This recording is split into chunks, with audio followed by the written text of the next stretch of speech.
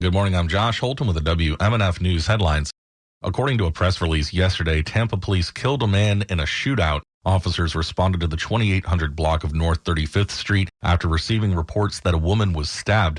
According to police, the suspect fired on them with an AK-47 while leading officers in a vehicular chase after he had stabbed the mother of his children. The woman was transported to a hospital in critical condition. All three of their young children witnessed the scene but are safe.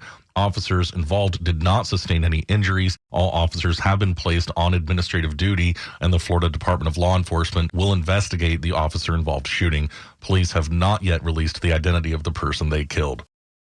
This hurricane season, the city of Tampa is urging residents to keep leftover fat, oil, grease, and especially wet wipes out of the drain. WMNF's Chris Young explains why. At a wastewater plant in Tampa, a technician removes a blob of gray debris from a bar screen.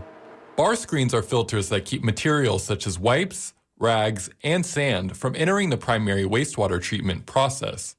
Events like tropical storms and hurricanes cause higher than usual wastewater flows and at times wastewater overflow. This leads to plugged pipes or public health risks for residents and the environment. Flushing non-biodegradable items, even so-called flushable wet wipes, contributes to the problem. Eric Weiss is the director of wastewater for the city of Tampa. He says the wipes accumulate in pipes and lead to a blockage, called a fatberg. He says these can cause sewage overflows and result in expensive repairs. The city encourages people to dispose of wet wipes in the trash. They also encourage people to not pour grease down the sink or toilet and report sewer overflows to the city. For WMNF News, I'm Chris Young in Tampa. Florida is poised during the coming school year to see an increase in students receiving state-backed vouchers that can be used for such things as private school tuition after the legislature and Governor Ron DeSantis approved a massive expansion this spring.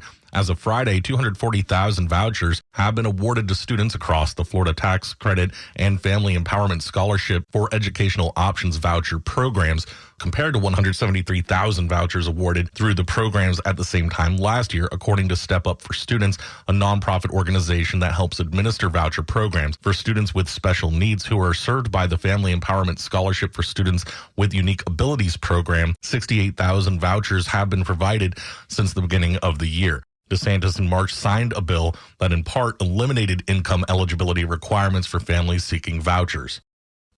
Georgia's highest court has rejected former President Donald Trump's request to block a district attorney from prosecuting him for his actions in the wake of the 2020 election. The Georgia Supreme Court yesterday unanimously shot down a motion by Trump's attorneys asking the court to intervene. The Supreme Court noted a similar legal motion by Trump is still pending in a lower court and said the former president makes no showing that he has prevented fair access to the ordinary channels. Fulton County District Attorney Fannie Willis has been investigating since 2021 whether Trump and his allies had broken any laws as they tried to overturn his narrow election loss in Georgia. A new Florida law that makes it a felony to give rides to immigrants who may be undocumented is now facing a legal challenge. As Valerie Crowder reports, several civil rights groups filed a lawsuit in federal court in Miami yesterday. The American Civil Liberties Union and others are suing on behalf of the Florida Farm Workers Association and several residents to block part of the state's new legislation on immigration. The lawsuit centers on a provision that bars people from transporting immigrants who haven't been, quote, inspected after arriving in the U.S. unlawfully. Plaintiffs argue the new law is impermissibly vague and unconstitutional.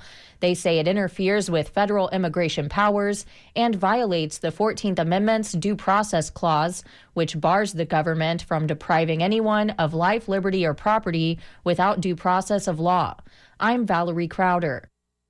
It is warm and fair in the Tampa Bay area. Highs today in the lower 90s, overnight lows in the mid 70s. This is The Scoop, recorded at WMNF Tampa.